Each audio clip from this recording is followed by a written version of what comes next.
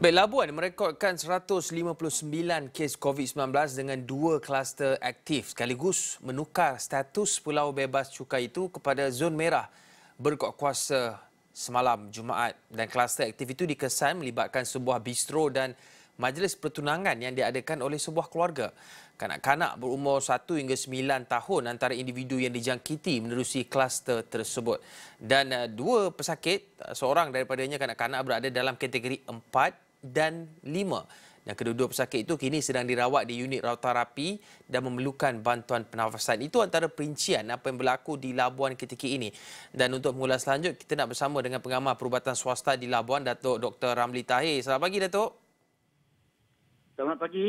Selamat pagi. Datuk, Labuan sebelum ini kawasan yang mempunyai rekod yang baik, track rekod yang baik dari sudut vaksinasi dan juga bagaimana ketika negara berhadapan dengan lonjakan kes, Labuan antara kawasan yang masih mampu mengekalkan status hijaunya. Tetapi apabila berlaku perubahan ini dengan kunjungan kluster aktif di Labuan ketika ini, adakah keadaan seperti ini sudah dijangka, Doktor? Ya, pertama sekali saya ingin menerangkan sedikitlah tentang bagaimana status merah ini. Status merah ini adalah apabila kes positif, iaitu kes yang masih aktif melebihi 40 orang. Jadi sekarang ini di Labuan mempunyai 156 orang. Jadi ini menyebabkan Labuan menjadi status merah. Apabila kita membuka sempadan Labuan, maksudnya apabila Labuan ini dibenarkan masuk tanpa memerlukan apa-apa pemeriksaan, apa-apa test, maka sudah tentulah kita menjangkakan bahawa kes ini akan ada di Labuan. Kerana kebanyakan kes sekarang ini adalah kes import. Bermula dengan kes import, saya rasa lebih kurang 50 kes adalah kes import. Selepas itu barulah ada kluster-kluster di Labuan.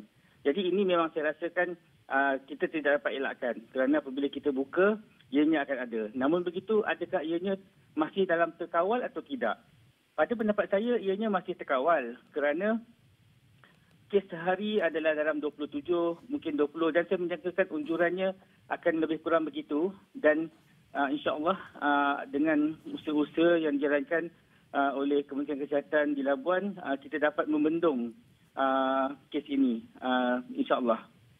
Doktor, adakah ini bermakna tidak ada perkara yang perlu dikhawatirkan atau dibimbangi kerana ini masih lagi seperti doktor sebutkan masih lagi dalam kawalan, tetapi melihat kepada antara yang dijangkiti, kanak-kanak yang dijangkiti itu termasuk dalam kategori 4 dan 5 dan ini juga kita khawatir apabila golongan yang belum mendapat vaksin ini iaitu kanak-kanak bawah 12 tahun ini juga kini menyumbang menjadi sebahagian daripada statistik kes positif COVID-19. Kalau nak cakap tak dikhawatiri itu tidaklah. Ya, mesti kita khawatiri sesuatu yang dulu kita daripada zon hijau, lepas tu dah jadi zon merah, memang kita perlu khawatiri. Namun begitu, saya merasakan ianya terkawal, bermaksudnya kita dapat mencari kes-kes tersebut dan dapat mengkuarantinkan mereka yang positif ataupun yang kontak rapat. Jadi dengan ini kita masih lagi merasakan kita masih dapat mengawal. Namun begitu, ianya tidaklah sampai cakap kita boleh seperti lupakan SOP. Ini semua tak boleh. Sebab walaupun kita dalam sekarang ni keadaan kita dah dibenarkan untuk kita menjalankan aktiviti, perniagaan, apa semua, orang boleh ke sana ke sini. Jadi tetapi SOP itu masih tetap. Walaupun kita dah divaksin, kita masih kena kekalkan SOP. Dan saya merasakan kalau salah satu cara di Labuan ini, kalaulah kita nakkan lebih baik kawalannya, perlulah diadakan test COVID. Walaupun mungkin dengan saliva pun tak apalah. Jadi bila orang nak masuk Labuan, kena ada test COVID, maka itu akan dapat kita dapat membentras dengan lebih awal sekiranya ada kemasukan yang positif. Datuk, adakah Datuk melihat ada keperluan untuk diadakan semula sekatan untuk jangka masa tertentu? Contohnya kalau satu kawasan tu kena PKPD 2 minggu tak dikawal, tidak ada pergerakan keluar dan masuk. Adakah Datuk melihat ada keperluan untuk melakukan perkara tersebut dengan wujudnya kluster aktif ini sehingga menukar status hijau kepada merah seperti yang dilakukan di negara contoh seperti di New Zealand, Taiwan. Mereka apabila ada kes baru saja terus cepat-cepat sekat sekejap untuk mengekang berlakunya penularan kes tersebut? Dari segi PKPD itu secara bersasar saya merasakan apabila tiba sekiranya kes itu terlampau tinggi di sesuatu tempat, lokasi, saya rasa itu masih diperlukan. Tetapi secara bersasar, ianya bukan secara umum.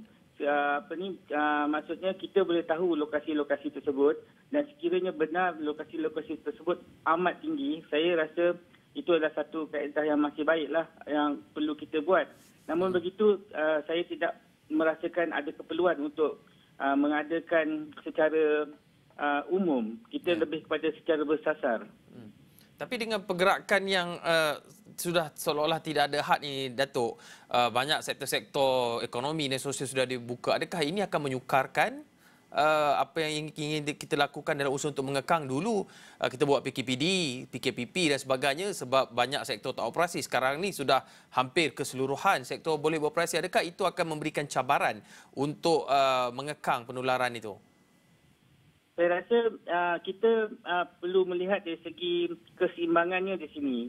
Memandangkan selain daripada, sekiranya kita membandingkan daripada dulu kita masih belum divaksin. Sekarang ni macam di Labuan untuk berusia yang 12 tahun ke atas memang hampir kesemuanya sudah divaksin dan ini membantu banyak. Walaupun kalau saya rasa kalau kita bandingkan dulu, kalau keadaan sekarang ini, saya rasa penularannya sudah mungkin sangat tinggi dah. Sebab ada 2 kluster, kalau kita banding dulu, kalau 2 kluster ni memang akan jadi tinggi. Tetapi oleh kerana ramai yang telah divaksin, maka penularan tu masih dapat kita kawal. Jadi saya tak nampak ianya satu yang menyukarkan sangat sekiranya kita dapat membendung dari segi bersasar. Kerana bersasar ini bermaksudnya kawasan-kawasan yang terlibat saja, kawasan-kawasan yang terjejas saja, yang mempunyai kes yang sangat tinggi, kita secara bersasar, kita lockdown mereka. Tetapi kalau secara umum saya rasa ianya akan menyukarkan balik semua. Dan saya rasa mungkin pada masa ini saya harap kita semua sebagai rakyat Malaysia, terutamanya di Labuan dan di seluruh Malaysia, mengamalkan SOP-SOP yang telah ditetapkan. Ya, Datuk, cakap mengenai soal vaksin itu, kita sedar di Labuan ini kadar vaksinasi dia dah lebih 100% lah. Ada lebih kurang 70,000 mungkin orang dewasa. Tapi sekarang ini kita sebab maklum booster ataupun vaksin booster. Bagaimana sambutan di Labuan? Okey, sambutan booster di Labuan kita masih sedang mengusahakan. Saya nampak banyak juga klinik-klinik swasta telah terlibat sama untuk memberi. Namun begitu, ianya mempunyai sedikit halangan lah. Bukan halangan, maksudnya sedikit tak macam masa vaksin yang awal dulu, dos 1 dan dos kedua. Ramai yang secara sendiri pergi untuk mendapatkan vaksin, tetapi sekarang ni kita kena cari dan panggil untuk mereka vaksin. Mungkin sebab tahulah apabila keadaan dah nampak macam okey, jadi orang pun macam relax sikit agaknya.